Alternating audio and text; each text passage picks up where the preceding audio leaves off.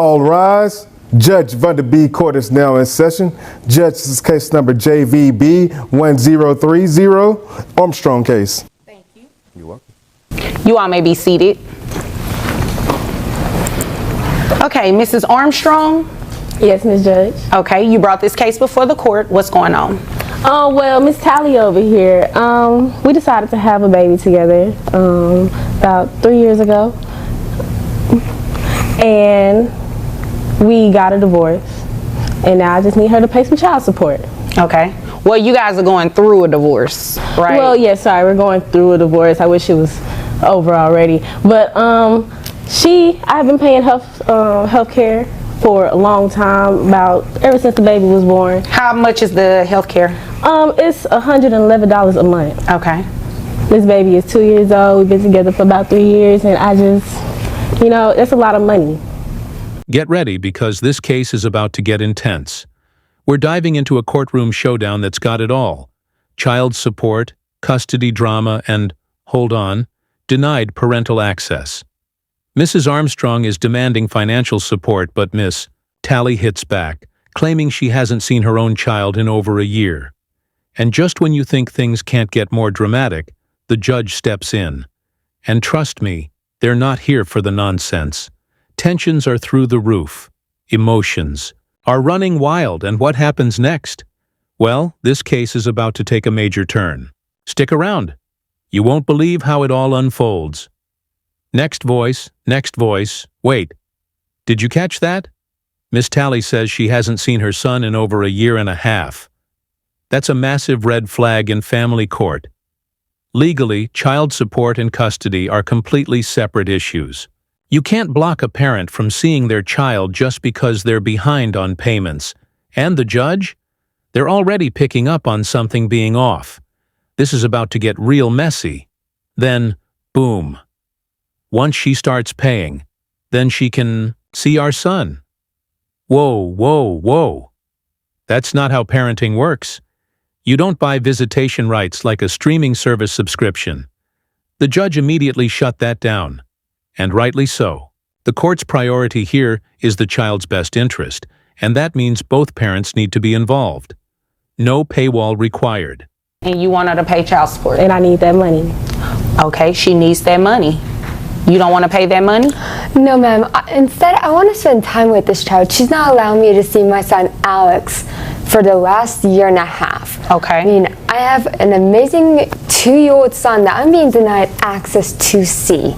And I do not believe that I should be paying child support. Rather than I should be able to spend time with my son and actively be in his life. Okay. Is there a reason you have not been allowing her to see Alex? Yes, ma'am. Is there a reason for that?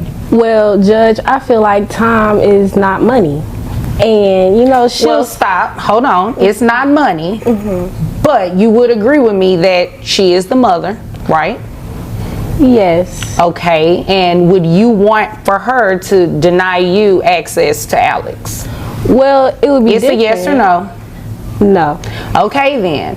So, you do not have a reason to not allow her to see her son. But she doesn't help me take care of my son. Now, financially, we'll get to that in a moment. Mm-hmm. She's not going to have a choice if the child is living with you primarily. Is that what's Correct. going on? Yes, ma'am. Okay. And how often do you allow her to see him at all? No. Okay. Now that's going to change today. You do not have any authority to do that. You do not have it both ways. You can't say, I want her to pay this money, but at the same time, I don't want her to see our son. It doesn't work like that. Well, once she starts paying me some money, then she can also start seeing the son. Well, they don't go together. Okay. The possession to a child has nothing to do with paying child support. You do not decide that. You understand? Yes, ma'am. Okay, because in a different court, you could actually be held in contempt for that if you all had a court order and you were denying her access to your son. You understand that, right? Yes, Judge. Okay. Now, let's talk numbers. Miss Tally's child support is set at $1,069 per month, including healthcare reimbursement. Is she happy about it? Not even close. Does she have a choice? Nope. Family law isn't about feelings. It's about fairness. And given that she's been completely shut out of her child's life, this ruling isn't just a financial obligation. It's a serious wake-up call. The court isn't just focusing on the money here. It's making it clear that both parents have responsibilities to their child, no matter how difficult it might be. Now, as for you, you'll be able to see your son, but you do understand that you have to pay child support as well. Absolutely, yes, ma'am. Okay, so you do not have any objection to paying No, child ma'am. support. Okay, so you heard that, right? Okay, all right. So it seems like money is what's important to you, not necessarily her having a relationship with the child. That's right? Yes. And that's sad. And it's very sad that you admitted it. Okay, so you turned in some tax returns up here. I have your gross at $6,000 a year. And how many children? It's just Alex, right? It's just one, yes, ma'am. Do you have any other children outside of Alex? No, ma'am. Okay. All right. So that brings your net down to $4,789.79 for one child. And then you do have to reimburse her health insurance because she's Absolutely. been paying it. You're okay with that, right? Yes, ma'am. Well, you don't really have a choice, so okay. Plus the 111 comes out to $1,069 a month. Okay, yes, Okay. ma'am. All right. Do you have any questions about that? No, ma'am. Okay. Do you have any questions about that? No, ma'am, it's Judge. Okay. Why do you have this smirk on your face? Oh, I like those numbers. Judge Rhonda. Judge Rhonda. Sad. She's not going to have to come back in here and say, you know, she's not letting me see my child or anything like that, is she?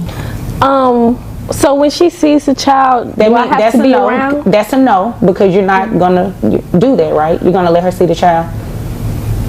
Do I Yes. have to be around her when she comes? She has to come pick the child up, like for a weekend? Yeah, however she picks him up. Oh, now this is something else. Mrs. Armstrong really just asked, "What's the right amount of time I have to let her see our son?" As if co-parenting is some kind of business transaction. The judge? Not having it. The message is crystal clear. You don't get to hold a child hostage over money and that smirk on her face? Yeah, that might come back to bite her. If she doesn't start respecting the law and putting her child's best interest first, things are about to get a lot worse for her. I mean, you guys have a child, so you should be able to be cordial with each other to some extent. You don't have to necessarily like each other, but It has you to do be need able to to let her benefit the see. child. Huh? It has to be able to benefit the child. I mean, you have to look at Alex's best interest in his life. He needs both of his moms as life. You can't just deny one.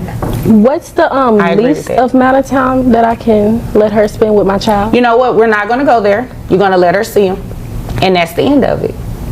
You have your money, right? Yes. Okay, then. So do you have any other questions? All right. If there's nothing further, you all are dismissed. And just like that, justice is served. The judge shut down every excuse, ruled on child support, and most importantly, made sure Miss Talley gets to see her son. This case is a perfect example of why courts keep child support and parental access separate. Because at the end of the day, it's about the child's well-being, not personal grudges. So what do you think? Was the ruling fair?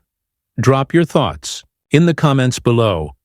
And if you love breaking down cases like this, don't forget to like, subscribe, and turn on notifications, because there's plenty more courtroom drama coming your way.